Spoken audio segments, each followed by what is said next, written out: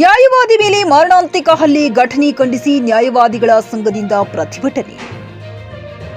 ಬಸವನ ಬಾಗೇವಾಡಿ ತಾಲೂಕಿನ ವಡವಡಿಗೆ ಕ್ರಾಸ್ ಬಳಿ ನ್ಯಾಯವಾದಿ ಮೇಲೆ ಆತನ ಸಂಬಂಧಿಕರೇ ಕಳೆದ 2 ದಿನಗಳ ಹಿಂದೆ ಹಲ್ಲೆ ಮಾಡಿದ್ದಾರೆ.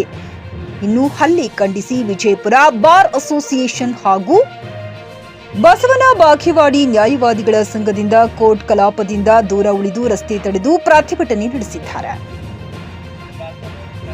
ಸ್ಥಳಕ್ಕೆ ಬಸವನ ಬಾಗೇವಾಡಿ ಡಿವೈಎಸ್ಪಿ ಬಲ್ಲಪ್ಪ ನಂದಗಾವಿ ಹಾಗೂ ಸಿಪಿಐ ಗುರುಶಾಂತ ದ್ಯಾಶಾಳ ಭೇಟಿ ನೀಡಿ ಪ್ರತಿಭಟನಾ ನಿರತರಿಗೆ ಮನವೊಲಿಸಿ ರಸ್ತೆ ತಡೆಯನ್ನ ಹಿಂಪಡೆಯುವಲ್ಲಿ ಯಶಸ್ವಿಯಾಗಿದ್ದಾರೆ. ಇನ್ನು ಕೋರ್ಟ್ ಆವರಣದಲ್ಲಿಯೇ ಪ್ರತಿಭಟನೆ ಮುಂದುವರೆಸಿದ ನ್ಯಾಯವಾದಿಗಳು ಹಲ್ಲೆ ಮಾಡಿದ ಆರೋಪಿಗಳನ್ನು ಕೂಡಲೇ ಬಂಧಿಸುವಂತೆ ಆಗ್ರಹಿಸಿದ್ದಾರೆ. ಹಲ್ಲೆಗೊಳಗಾದ ನ್ಯಾಯವಾದಿ ಈರಣ್ಣ ಅವರನ್ನ ಹೆಚ್ಚಿನ ಚಿಕಿತ್ಸೆಗಾಗಿ ಜಿಲ್ಲಾಸ್ಪತ್ರೆಗೆ ರವಾನಿಸಲಾಗಿದೆ. ಈ ಕುರಿತು ಬಸವನ ಬಾಗೇವಾಡಿ ಠಾಣೆಯಲ್ಲಿ ಪ್ರಕರಣ ದಾಖಲಾಗಿದೆ. Mehboob Guntakal, GK news Kannada, Basavana Bagewadi. ನಮ್ಮನ್ನ ಇಲ್ಲಿ ಮಾಡ್ಕೊಟ್ಟು ಇಲ್ಲಿ ಕೆಲಸಕ್ಕೆ ನಿಂದ್ರಿಸಿದ್ರೆ ನಾವೇ ಹೋಗ್ತಾರಲ್ಲ ಮತ್ತೆ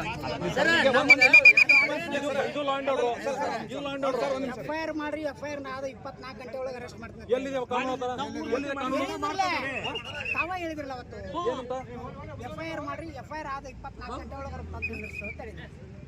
ವಕೀಲರ ನೋಡ್ರಿ 24 ತರ ತಂದು ನಿಲ್ಲಿಸ್ಬೇಕು ಕಾನೂನು ಇದೆಯಾ?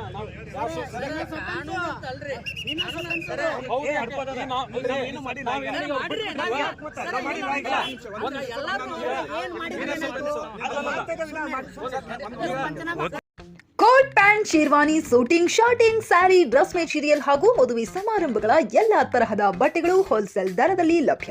ಹಾಗಿದ್ರೆ ಎಂದೇ ಭೇಟಿ ನೀಡಿ ಆರ್ಕೆ ಫ್ಯಾಷನ್ ಕಲೆಕ್ಷನ್, ಬಸ್ ನಿಲ್ದಾಣ ಎದುರುಗಡೆ, ಹುಮ್ನಾಬಾದ್. ಹೆಚ್ಚಿನ ಮಾಹಿತಿಗಾಗಿ ಸಂಪರ್ಕಿಸಿ 8660601957.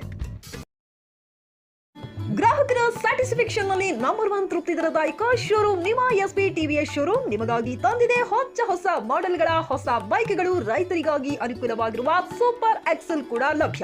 ಹಾಗಿದ್ರೆ ಇಂದೇ ಭೇಟಿ ನೀಡಿ ಎಸ್ಪಿ ಟಿವಿಎಸ್ ಶೋರೂಮ್ ಮಾಲೀಕರು ಲೋಕೇಶ್ ಆರ್ಜಿ. ಹೆಚ್ಚಿನ ಮಾಹಿತಿಗಾಗಿ ಸಂಪರ್ಕಿಸಿ 8494951009. ನಾಗಲಕ್ಷ್ಮಿ ದಾಬಾ ಹತ್ತಿರ, ಗುಲ್ಬರ್ಗಾ ರೋಡ್, ಹುಮನಾಬಾದ್.